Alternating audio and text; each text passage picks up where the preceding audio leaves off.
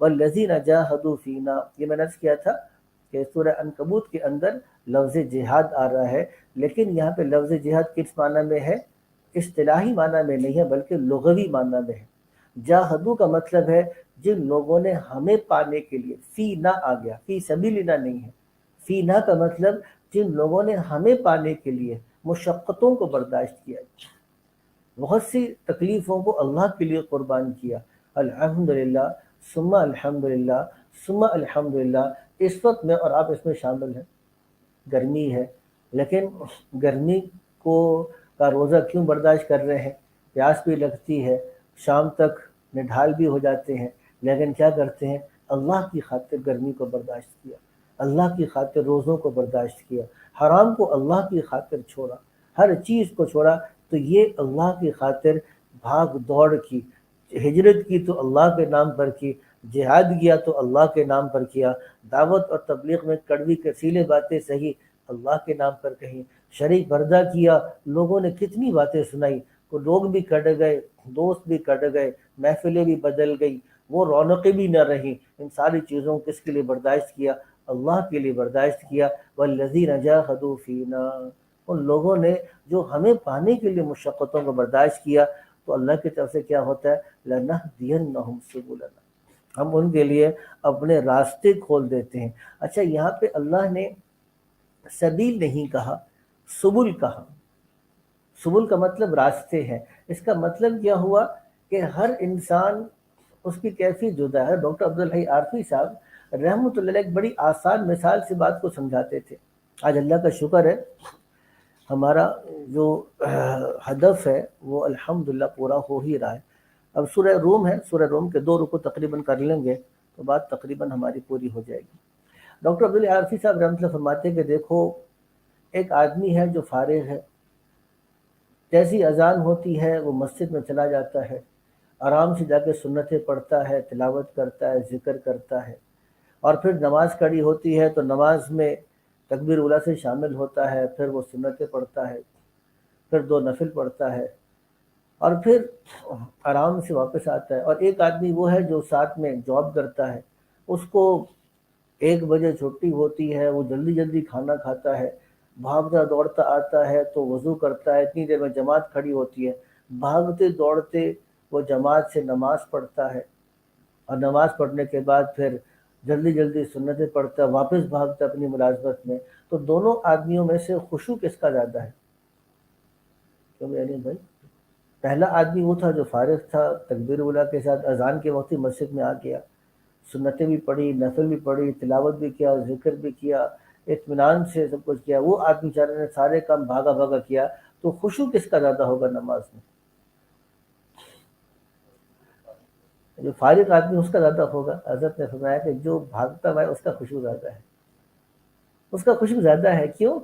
کیونکہ اس نے تو اپنے آپ کو دیگر مصروفیات میں سے کھینچا نا۔ اس کے پاس تو اتنا وقت تھا کہ کھانا مشکل سے کھایا، جلدی جلدی کھایا، لازمت بھی تھی، سب کچھ۔ اس نے تو بہت سے تعلقات کو چھوڑ کر، چیزوں کو پیچھے کر کے پھر وہاں سے نکل کر آیا۔ تو اس لیے ہر آدمی کو آپ ایک ڈنڈے سے ہانک نہیں سکتے۔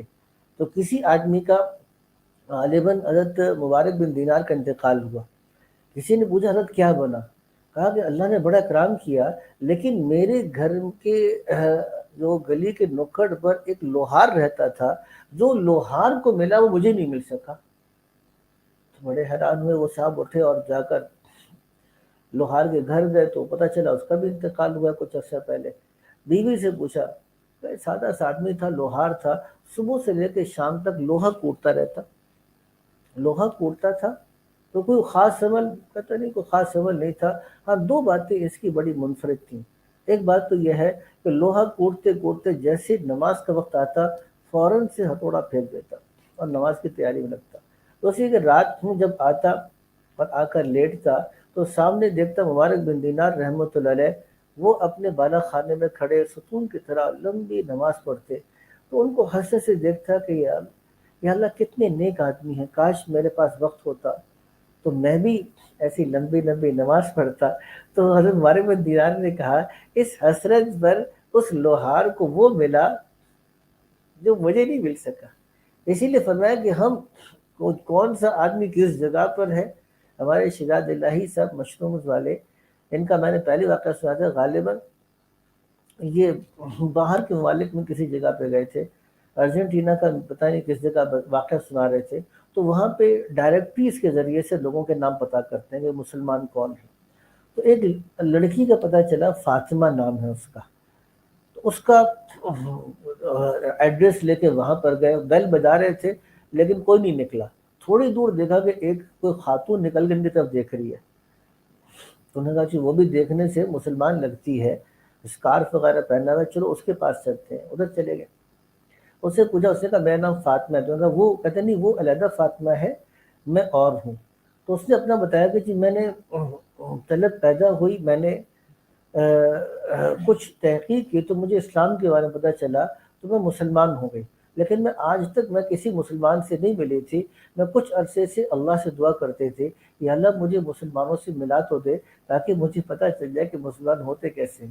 تو شہزاد الہی سے کہتے ہیں ہم رو پڑے. تو اس کی خاطر اللہ نے ہمیں یہاں سے گھماتے گھماتے یہاں پہ بھیجا. تو دیکھیے کس انسان کس سچویشن میں ہے.